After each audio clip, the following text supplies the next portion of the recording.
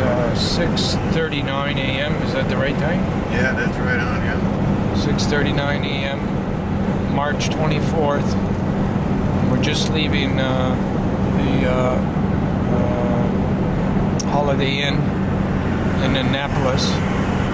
We're making our way to Washington, to Union Station, to park this car and then walk over to the Hart Building, where Senator Shaheen from New Hampshire is going to be waiting for us to greet us.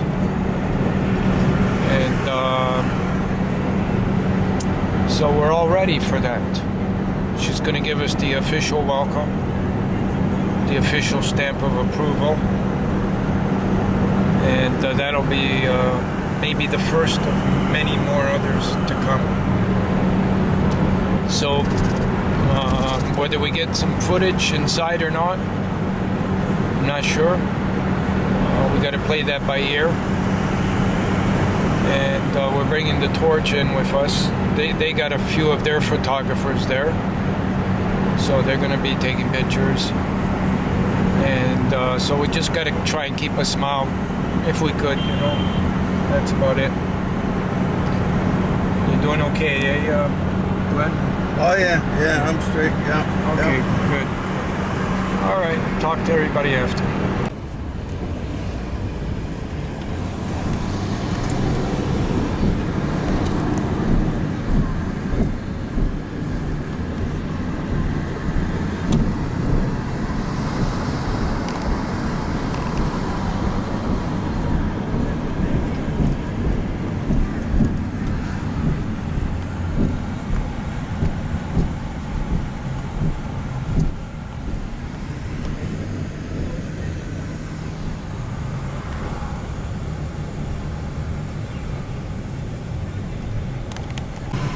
Trying to study driving in yesterday, that map, that colorful map that we had there. Yeah. Get the locations. I think like the White House, I think it's like straight down in here. All right. Okay.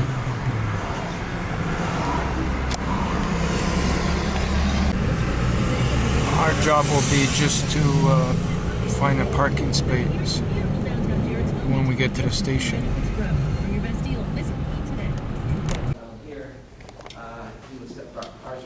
Krakow, so this is about the city of Krakow, and then about him before he became Pope.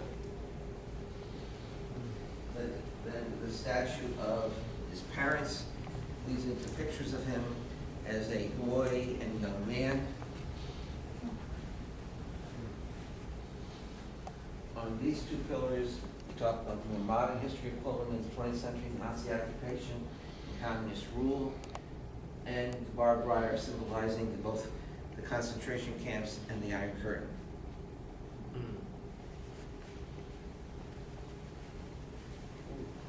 He frequently referred to himself as the son of Mary, included the M on his coat of arms to indicate that. And so we have this bust of the Virgin right here. Yeah, great pictures. In this cabinet, again, there's some additional gifts given to the Holy Father. These all have a Christmas theme. These are being changed next week. Just got it in time. But even with it, sometimes we display them not at Christmas, also because they're all, except for the one down below, they're all lovely in themselves and significant in some cases. The Macedonian Orthodox Church, the Prime Minister of, the Premier of Germany, the President of the United States. Okay. Now on this wall, these are all pictures of him in his various activities as Pope. This cabinet contains all personal items of his.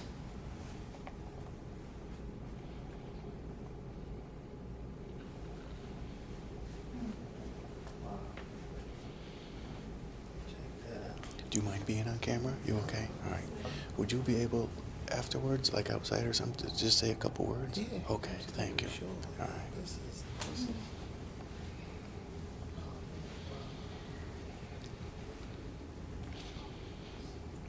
Of course, the Congress in Poland.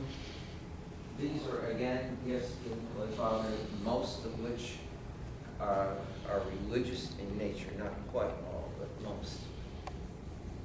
Probably the most significant item is that simple silver chalice, because that was given by the Orthodox Patriarch of Constantinople. So that where you get to the point where the Orthodox Patriarch is willing to give a chalice for the celebration of Mass to the Pope is significant. Huge. Yes. So even though that's very simple compared to some of these others, it's probably the most significant.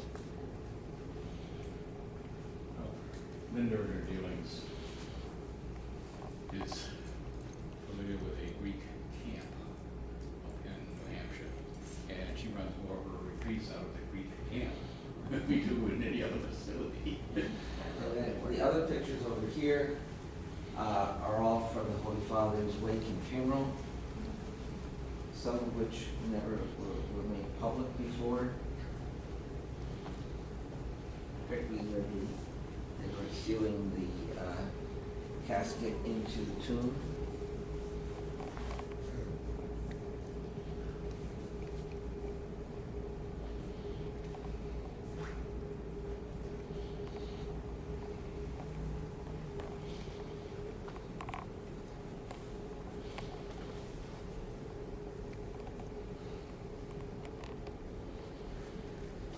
And, you know, we're not open to the public, but there would be a short video playing here, and also on those ones that you saw out there.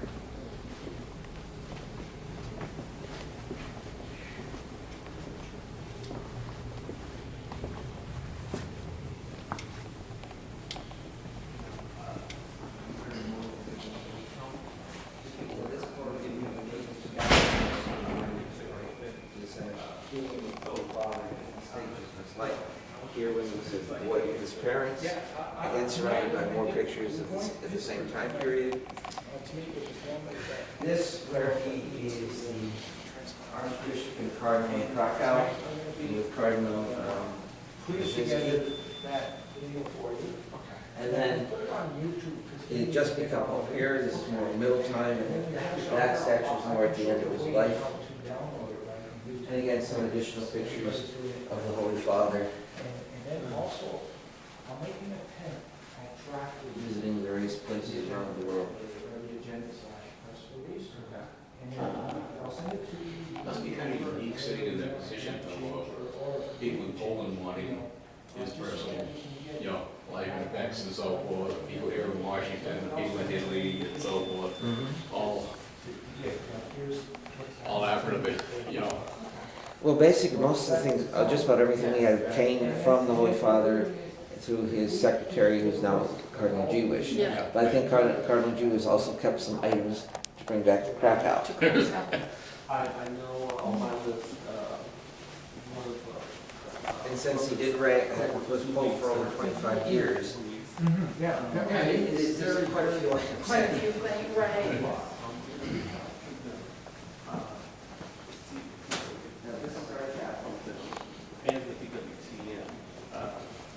So what is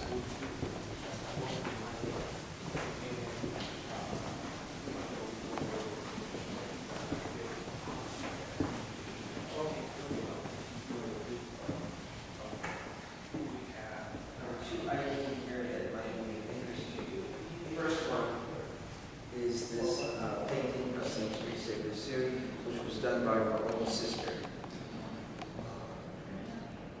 And the painting's over 100 years old, and this painting is actually the one that was the basis for all the holy cards that were printed after she was first canonized.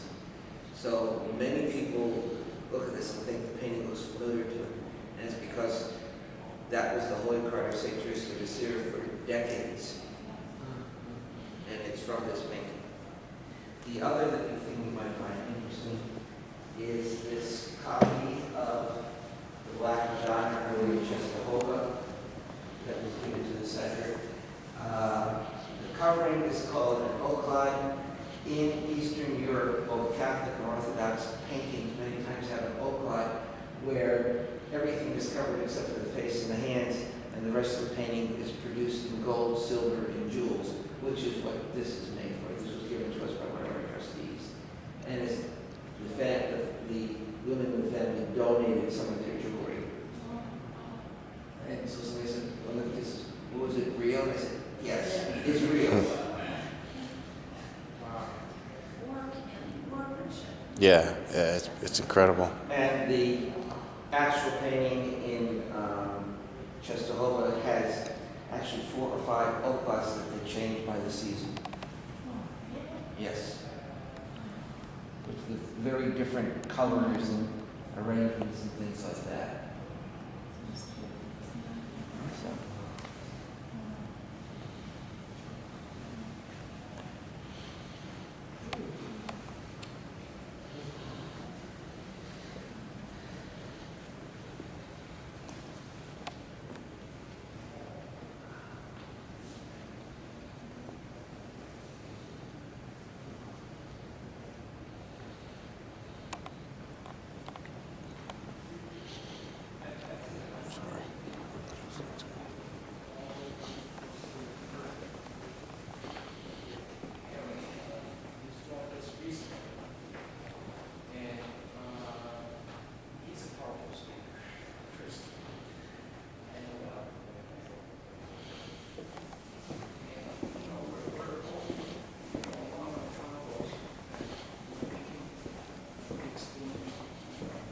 By getting more visible people on board as well, like celebrities and you know, just to get more, and then as well, We're known to us from the Holy Land Christian Medical Foundation about Arab Christians. People tend to forget they are such people. And as they would point out, they're actually the descendants of the first Christians. People tend to forget. Right. So these are in Israel, Arab Christians in the Holy Land, and it's their culture, faith. The objects you see here are made from olive wood and mother of pearl, along with some scenes of the Holy Father's visit to the Holy Land in the year 2000. That's a model of the Church of Nativity. And it's the model of the Church of the Holy Sepulchre.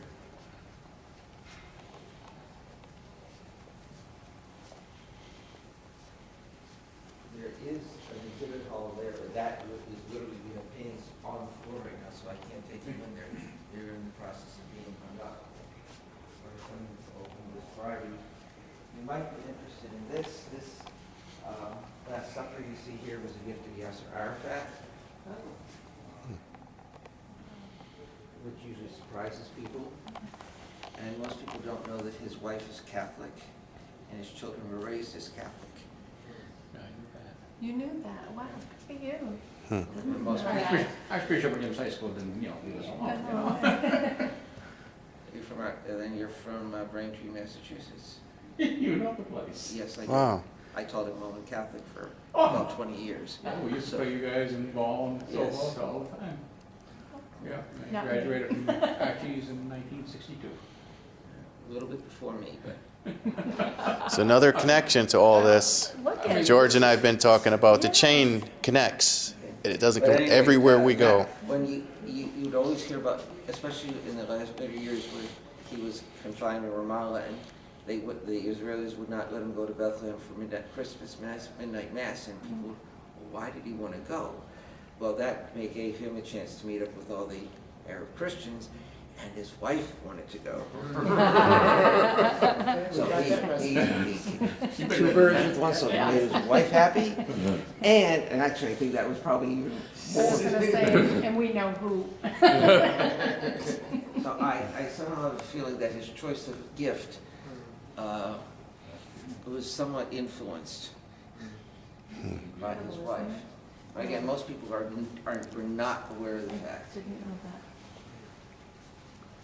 And the various dresses that you see, every town has their own form of dress. So actually, if you really know what you're looking at, you could tell what town in the Holy Land the woman comes from. And so, this is not their day-to-day dress. This is the dress-up sort of thing. This is what they have there. So.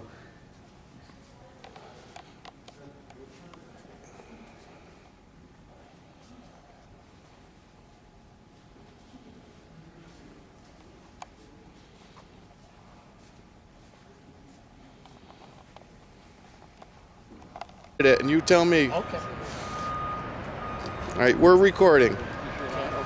Hi, how's everybody doing? We're here at the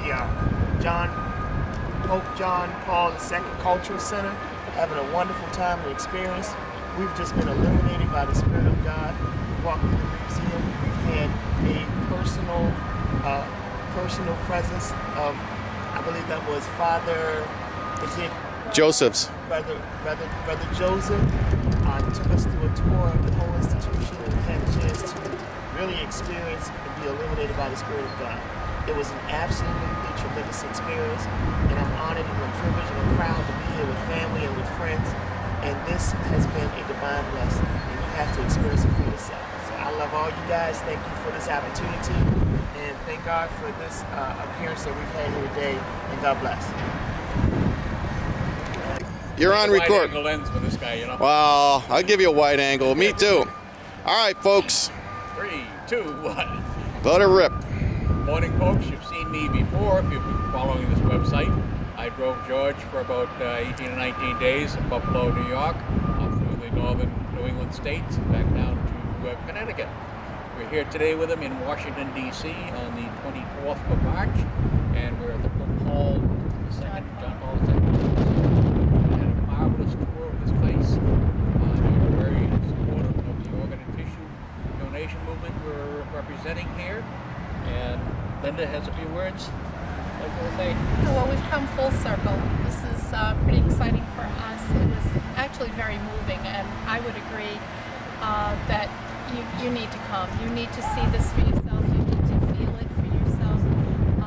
For those of you that have seen the video from Bishop Brady High School back in Concord, New Hampshire, in 1996, students actually went to Rome, saw Pope John Paul II in person, received a blessing, and so here I am many years later at a truly incredible tribute to a very spiritual man, and I do believe very soon to be Saint John Paul II.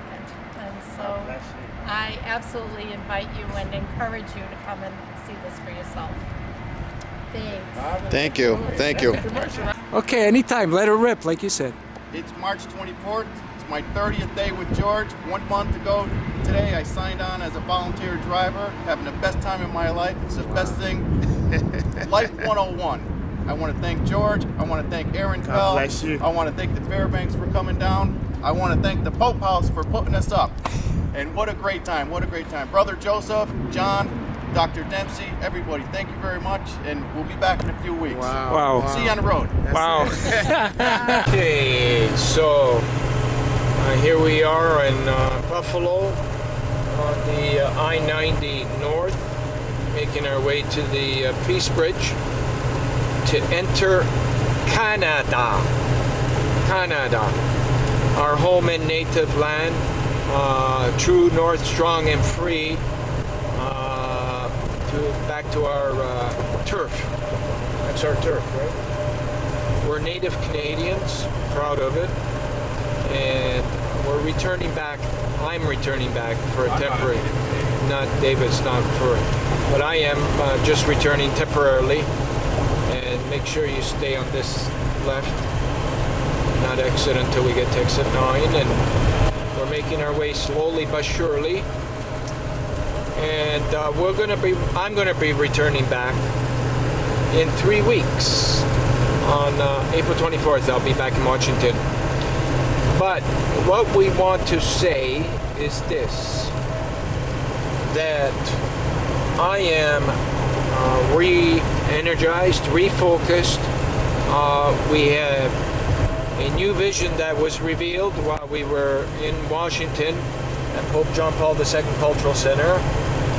And this campaign is now turned into a world campaign. So we're going to include schedules from 150 different other countries throughout the Eastern Hemisphere. That's how they refer to it. And that will be announced officially. So as we're approaching the Peace Bridge, once again, to go from one country to another. There's Buffalo, by the way, so I'll keep going to that Buffalo. But first, David, we'll get more of you when we get to Toronto. But, you know, we're coming back home. What's the date today? Today is day 151. What's the date today? Today is March 25th. Days seem to go like months. One day, there's just so much that happens that our brains cannot compopulate. You ever heard of that word? No. The whole day. Like it takes months to decide, to, you know, absorb, to realize what happened in that day. That's been pretty well the experience on the road. The experience on the road. There's beautiful Buffalo in all its beautiful glory. So we'll get more after. Hopefully it goes smooth at the Peace Bridge.